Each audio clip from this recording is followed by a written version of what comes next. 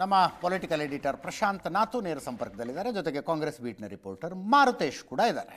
ಮಾರುತೇಶ್, ಸಿದ್ದರಾಮಯ್ಯನವರನ್ನು ಬದಲಾಯಿಸುವುದೇ ಆದರೆ ದಲಿತರಿಗೊಂದು ಅವಕಾಶ ಸಿಗಬೇಕು. ಅತ್ಯಂತ ನಿರೀಕ್ಷಿತ ರಾಜಕೀಯ ಬೆಳವಣಿಗೆ. ಇದರ ಬಗ್ಗೆ ಒಂದು 6 ತಿಂಗಳ ಹಿಂದೆಯಿಂದನೂ ಮಾತಾಡ್ತಿದ್ವಿ ನಾವು.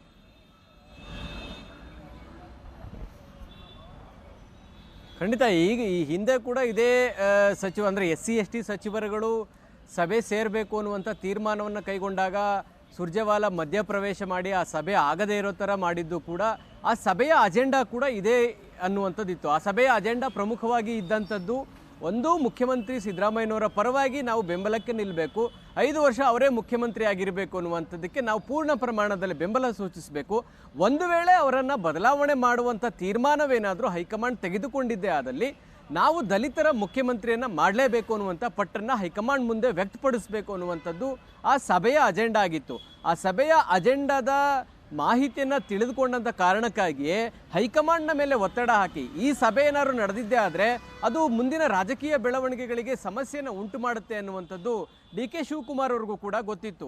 ಆ ಕಾರಣಕ್ಕಾಗಿ ಸುರ್ಜೇವಾಲಾ ಅವರ ಮೂಲಕ ಆ ಸಭೆಗೆ ಏಕಾಏಕಿ ಬ್ರೇಕ್ ಹಾಕಿಸಿದ್ರು. ಅದಕ್ಕೆ ಯಾವ ರೀತಿ ಪರಮೇಶ್ವರ್ ಅವರು ತಮ್ಮ ಒಂದು ಲೆಟರ್ ಹೆಡ್ನಲ್ಲೇ ಉತ್ತರ ಕೊಟ್ಟರು ಅನ್ನೋದನ್ನು ಕೂಡ ನಾವು ನೋಡಿದ್ದೀವಿ.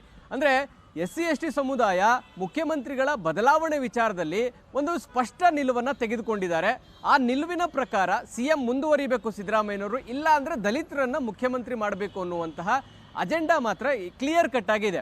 ಸೊ ಇದನ್ನ ಒಂದು ರೀತಿ ಜನಾಂದೋಲನದ ರೀತಿ ರೂಪಿಸಬೇಕು ಅನ್ನುವ ಕಾರಣಕ್ಕಾಗಿ ನಿನ್ನೆ ನಡೆದಂಥ ಸಭೆಯಲ್ಲೂ ಈ ಚರ್ಚೆಗಳು ನಡೆದಿದ್ದಾವೆ. ಒಂದು, ಸಮುದಾಯದ ಸಚಿವರುಗಳನ್ನು ವಿಶ್ವಾಸಕ್ಕೆ ಪಡೆದು ಎಲ್ಲರೂ ನಮ್ಮ ಜೊತೆಗೆ ಇರುವಂತೆ ಮಾಡುವಂಥದ್ದು ಒಂದು.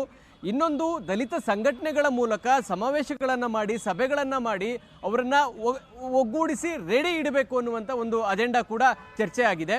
ಇದರ ಜೊತೆಗೆ ಇದಲ್ಲದೆ ಕೂಡ ಬೇರೆ ಬೇರೆ ಶಾಸಕರನ್ನು ನಾವು ವಿಶ್ವಾಸಕ್ಕೆ ಪಡೆದು ನಮ್ಮ ಜೊತೆ ಇಟ್ಕೊಳ್ಬೇಕು. ನಾಳೆ ಅದು ಯಾವುದೇ ಹಂತಕ್ಕೆ ಹೋದರೂ ಕೂಡ, ಮುಖ್ಯಮಂತ್ರಿ ಬದಲಾವಣೆ ವಿಚಾರ ಯಾವುದೇ ಹಂತಕ್ಕೆ ಹೋದರೂ ಕೂಡ ಆ ಒಂದು ಎಲ್ಲ ಸವಾಲುಗಳನ್ನು ಎದುರಿಸೋದಕ್ಕೆ ನಾವು ರೆಡಿ ಇರಬೇಕು ಅನ್ನುವಂಥ ನಿಟ್ಟಿನಲ್ಲಿ ಗಂಭೀರವಾದಂಥ ಚರ್ಚೆಗಳು ನಡೆದಿದ್ದಾವೆ.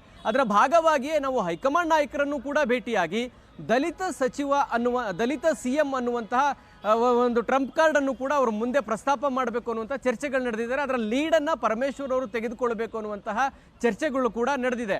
ಹಾಗಾಗಿ ಮುಖ್ಯಮಂತ್ರಿಯ ಬದಲಾವಣೆ ವಿಚಾರ ಬಂದರೆ ನಿಶ್ಚಿತವಾಗಿಯೂ ದಲಿತ ಮುಖ್ಯಮಂತ್ರಿ ಆಗಲೇಬೇಕು ಅನ್ನುವಂಥದ್ದು ಈ ಬಾರಿಯ SC/ST ಸಚಿವರಲ್ಲಿ ಇರ್ತಕ್ಕಂಥ ಪ್ರಮುಖ ಅಜೆಂಡಾ. ಅದನ್ನು ಈಡೇರಿಸೋದಕ್ಕೆ ಮತ್ತು ಅದನ್ನು ಫುಲ್ಫಿಲ್ ಮಾಡೋದಕ್ಕೆ ಮತ್ತು ಅದನ್ನು ಆ ಹಂತಕ್ಕೆ ತೆಗೆದುಕೊಂಡು ಹೋಗೋದಕ್ಕೆ ಏನೇನು ಎಫರ್ಟ್ಗಳು ಮಾಡಬೇಕು ಅದೆಲ್ಲವನ್ನೂ ಕೂಡ ಮಾಡುವಂಥ ತೀರ್ಮಾನವನ್ನು ನಿನ್ನೆಯ ಸಭೆಯಲ್ಲಿ ತೆಗೆದುಕೊಳ್ಳಲಾಗಿದೆ ಅಜಿತ್. ಹಾಗಾಗಿ ಈ ಮುಖ್ಯಮಂತ್ರಿಯ ಬದಲಾವಣೆ ವಿಚಾರ ಅಷ್ಟು ಸುಲಭ ಇಲ್ಲ ಮತ್ತು DK ಶಿವಕುಮಾರ್ ಅವರಿಗೆ ಸಿದ್ದರಾಮಯ್ಯನವರು ಬಿಟ್ಟು ಕೊಡಬಾರದು ಅನ್ನುವಂಥ ನಿಟ್ಟಿನಲ್ಲಿ ಆಗ್ತಾ ಇರುವಂಥ ಈ ಪ್ರಯತ್ನ ಒಂದು ದೊಡ್ಡ ಹಂತದಲ್ಲಿ ಎರಡೂ ಬಣದಲ್ಲೂ ಕೂಡ ಬಹಳ ಜೋರಾಗಿ ನಡೀತಾ ಇರುವಂತೆ ಕಾಣಿಸ್ತಾ ಇದೆ ಅಜಿತ್.